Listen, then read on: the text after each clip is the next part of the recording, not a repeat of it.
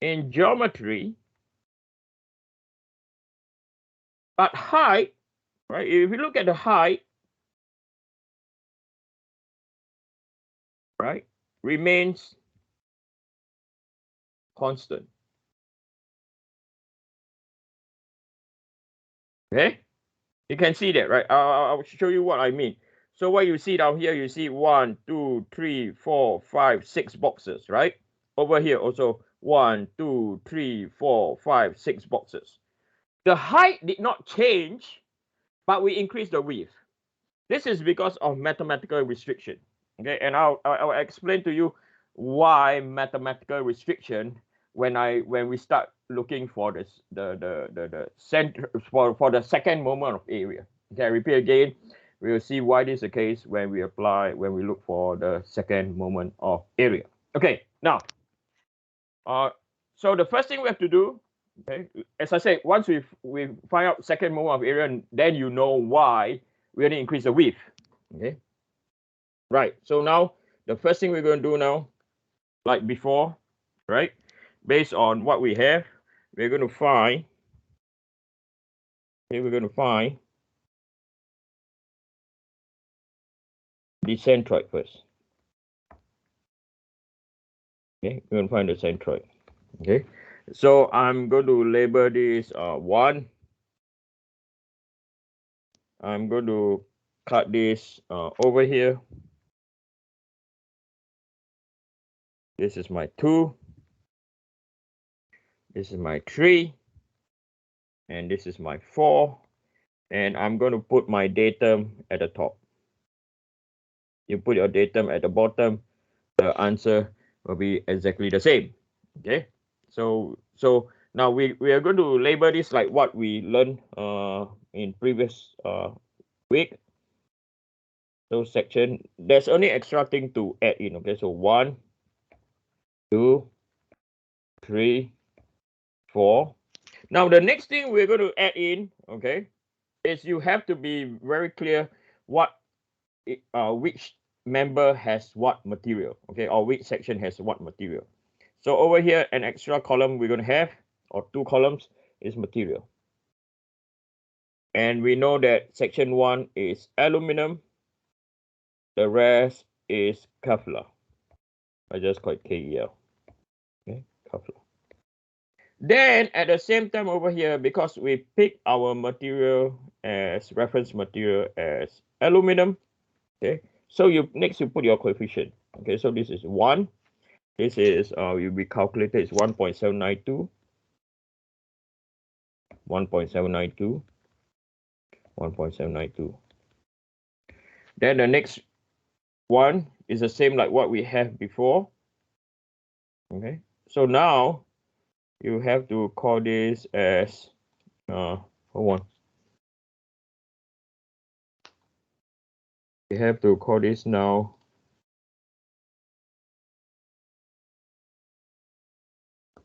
N,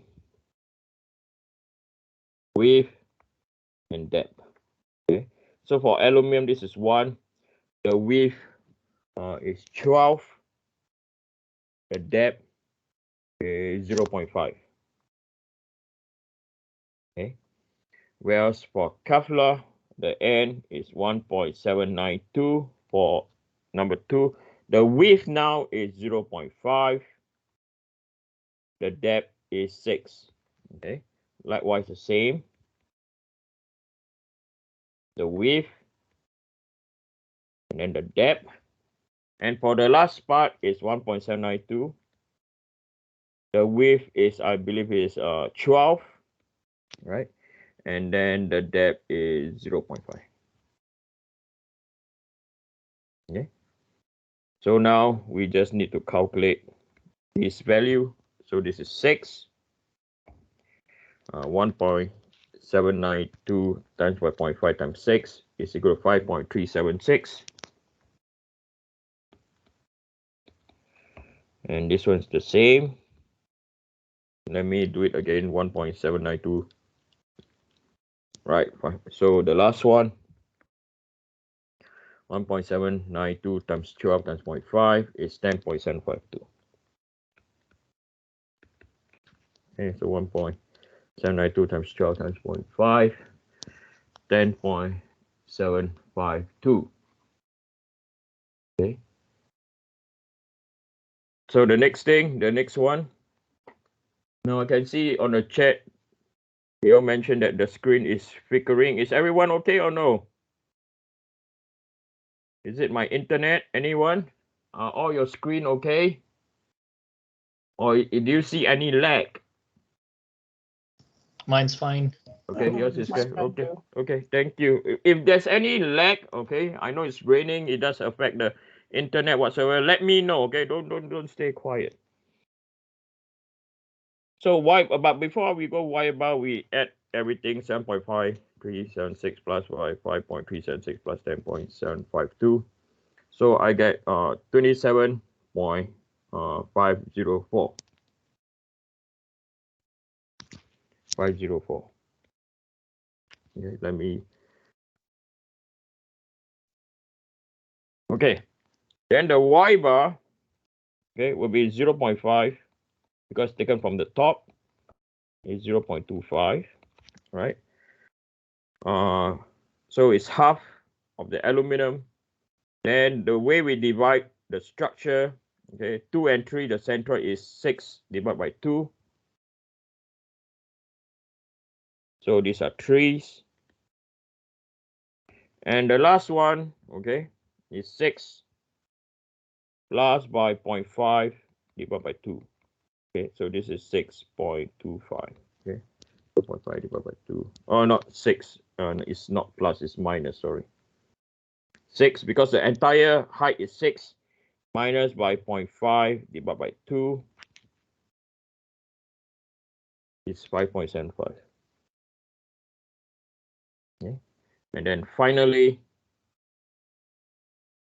again, like what we learned before, we multiply everything together. So 6 times by 0.25 is 1.5. 5.376 times 3 is 16.128. The same. Okay, so 5.376 divided by 3 is 5.376 times 3 is 16.128, and 10.752 times by 5.75 is 61.824. The 10.752 times by 5.75, 61.82. Then you add everything together. So this is your n. Okay. 1.5 plus 16.128 plus a 16.128 plus a 61.824. So this is 95.58. Okay, let me do it again. 1.5 plus 16.128 plus 16.128 plus 61.824. 95.58. So we have our y bar is equal to 95.58 divided by 27.504. Okay. So 95.58 divided by 27.504. It is 3.475 inches, okay, from the top.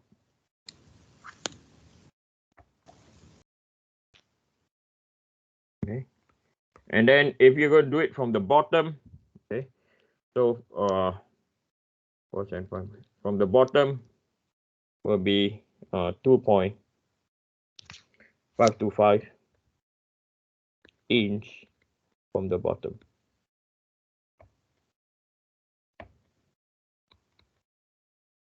Okay, so now the next formula we are going to apply, which will explain why we only increase the width and not the depth. Okay, so if we do IZZ, the formula is, now we have an n omega, okay, d cubed over 12 plus, and I put the n omega together, or nw with nw multiplied by d. Okay, so this term over here is your area. Okay, multiplied by big Y bar minus small y bar squared. So the only difference with this formula is you have an n coefficient in front of you. Okay, you have your n coefficient in front of you. And why, mathematically, why we only increase the width, right, is because if we look at it's because of this factor over here, the depth, right?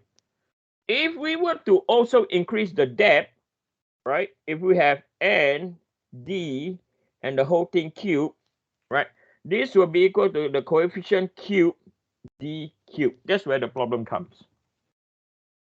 Okay, right? Means you multiply, or I can't write that. Okay, this is because you multiply and then you cube this coefficient, right? So it means that you did not increase the depth based on the proportion of the Young's modulus mathematically, because you have a cube over here. Whereas the width, if we look at the width, we don't need to cube it. Okay, and so this is the only reason why, if you look at the original, and you look at, if we use the reference material as aluminum, what you see happen is what? What you see happen is the width is increased in geometry, like what is written down here, okay? And the height remains the what? Same.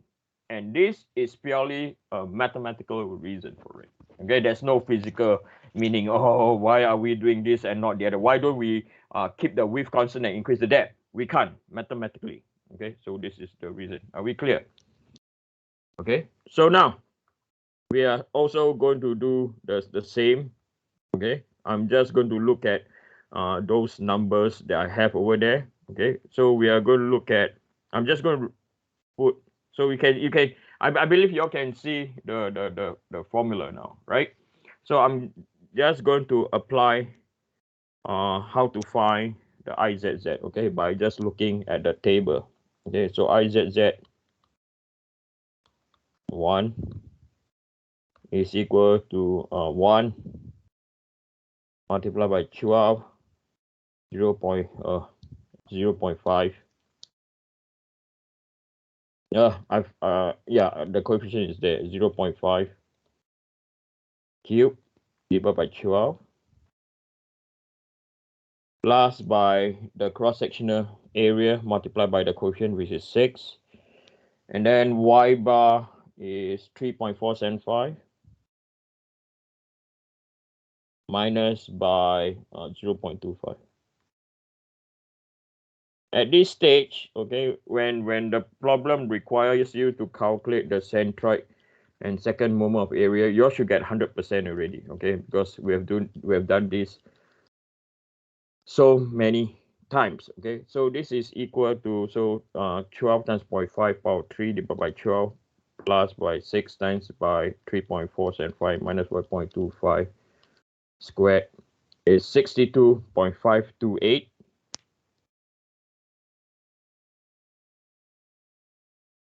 Let me check again. No, it's 529 inches to power 4. Let me check again. 0.5 power 3 times 12 divided by 12 plus 6 times by 3.475 minus 0.25 squared, 65.529. Okay, so then we go for IZZ2. So we know that IZZ2 is equal to IZZ3. Okay, so this will be equal to 1.792. And then the width is 0.5. The depth is 6 cube divided by 12 plus by the area is 5.376 multiplied by 3.475 minus by 3, the whole thing squared. Okay, so 3.475 minus 3 squared times by 5.376 plus by 1.792 times 0.5 times by 6 power 3 divided by 12. So it's equal to 17.341.